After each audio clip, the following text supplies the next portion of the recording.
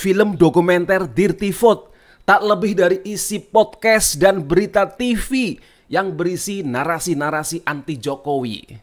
Ya, saat ini masa tenang, pemilu tinggal 1 hari lagi besok, 14 Februari 2024. Saatnya rakyat yang menentukan siapa pemimpinnya, siapa presidennya, dan siapa wakil-wakil rakyatnya.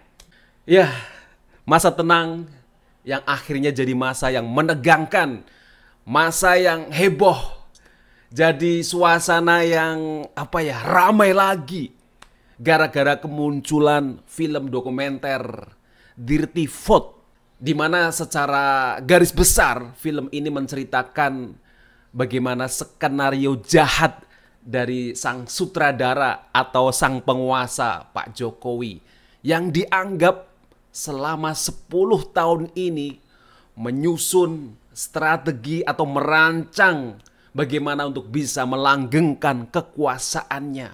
Bagaimana membuat satu rancangan kecurangan yang sistematis, terstruktur, masif, terutama di pemilu 2024. Ya, menurut saya film dokumenter ini tak lebih dari sebuah karya jurnalistik yang bersifat investigasi.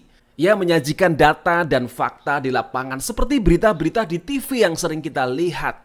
Nah, sayangnya data atau fakta yang disajikan itu juga belum lengkap dan komprehensif, tetapi lebih banyak mengutip atau berdasarkan dari sumber-sumber berita, kutipan-kutipan orang, rekaman, kemudian screenshot. Kalau film ini bisa disebut film dokumenter, harusnya ada gambar yang berisi penyusuran kepada pihak-pihak atau oknum yang tadi dianggap curang, yang dianggap menyalahgunakan kekuasaan dan wewenangnya, misalkan ke kepala-kepala desa, kemudian ke ASN, kemudian ke aparat, ke Bawaslu, kemudian ke KPU. Ya, dengan kamera tersembunyi, wawancara, bahwa sebenarnya mereka sedang menggali data, menginvestigasi. Tapi sayangnya itu nggak dilakukan. Nah, jadi saya melihat ini seperti isi podcast yang selama ini berisi narasi-narasi yang mengungkap kejelekan-kejelekan dari pemerintahan Pak Jokowi.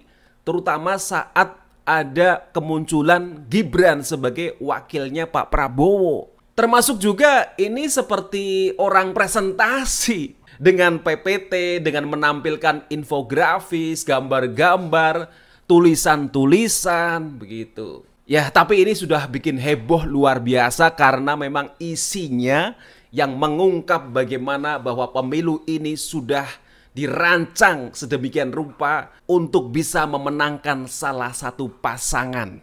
Dan kalau saya melihat 3 aktor utama dalam film dokumenter ini yang dianggap sebagai pakar hukum tata negara, itu juga selama ini sudah begitu kritis dan vokal dalam mengkritik Pak Jokowi, mengkritik tentang politik dinasti, tentang Mahkamah Konstitusi, tentang skenario kecurangan pemilu, kemudian juga mengkritik tentang bantuan sosial atau bansos, aparat atau kepala daerah tidak netral. Nah, selama ini mereka juga sudah bersuara seperti itu. Sehingga bisa ditebak memang ambisi mereka bagaimana bisa menghentikan Pak Jokowi dengan kekuasaannya. Bahkan 3 aktor utama ini pun ditengarai juga dekat dengan kubu atau paslon tertentu. Tetapi saya tidak ingin terlalu jauh mengomentari ini. Karena apa? Setiap orang pasti punya kecenderungan atau kecondongan pilihan politik. Maka paling tidak menurut saya ada beberapa imbas dari munculnya film dokumenter Dirty Vote ini. Yang pertama, ada pihak paslon tertentu yang diuntungkan, tetapi ada paslon tertentu yang dirugikan. Yang kedua, film dokumenter ini menjadi alat kampanye dan propaganda politik di masa tenang oleh kubu tertentu, termasuk yang ikut share dari film ini. Kita lihat beberapa kandidat atau paslon tertentu juga share film dokumenter ini. Yang ketiga, keberadaan film dokumenter ini saya menganggap tidak akan mempengaruhi elektabilitas calon atau para pemilih yang sudah mantap menentukan pilihannya. Terbukti saya melihat tanggapan dari netizen-netizen atau konten kreator. Saya melihat bagi yang pro atau yang setuju dengan film ini, ya memang saya lihat postingan-postingan sebelumnya itu sudah anti Jokowi. Termasuk yang kontra atau yang tidak setuju dengan keberadaan film ini, ya memang sudah punya pilihan ke kubu tertentu. Jadi saya lihat atau ini membuktikan bahwa dengan munculnya film dokumenter ini sama sekali tidak akan mempengaruhi elektabilitas dari masing-masing calon. Karena pemilih sudah menentukan pilihannya. Dan saya kira film ini ya hanya menjadi konsumsi dari kalangan kritikus, kalangan intelektual, mungkin akademisi, mahasiswa, ya orang-orang terpelajar lah. Tetapi masyarakat desa, menengah ke bawah, saya yakin gak akan bahas film dokumenter ini. Dan imbas berikutnya justru yang saya takutkan ketika semua orang, semua mata tertuju kepada kubu tertentu yang akan berlaku curang. Bahwa pemilu sudah pasti akan dimenangkan oleh kubu ini. Semua mata fokus, ini yang akan curang. Justru ini akan diambil kesempatan, mereka bisa bebas bermain curang. Itu justru di kubu lain yang dianggap nggak diawasi. Mereka jadi bebas untuk juga curang. Itu bisa saja terjadi karena sudah ada penggiringan opini bahwa kubu inilah yang akan berlaku curang.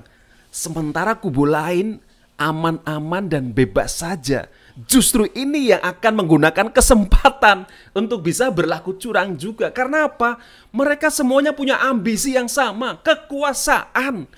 Mereka sudah banyak mengeluarkan biaya, mengeluarkan tenaga, pikiran, luar biasa.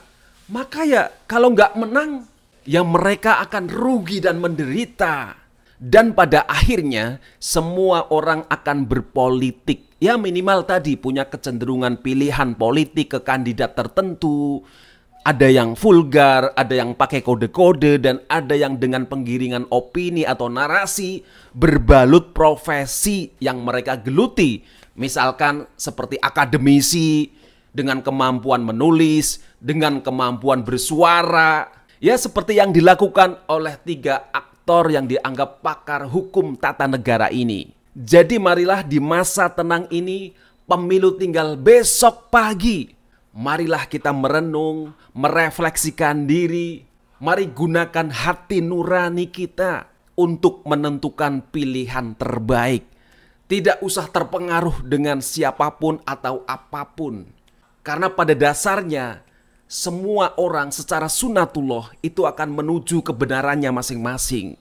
Nah, kalau kalian tidak cukup yakin dengan pilihan diri sendiri, ya bisa melihat referensi apa yang dilakukan oleh panutan kita. Misalkan kiai kita, ulama kita, tokoh yang dianggap punya kejujuran, integritas. Ya silakan tiru, nggak apa-apa. Karena mereka punya ijtihad politik.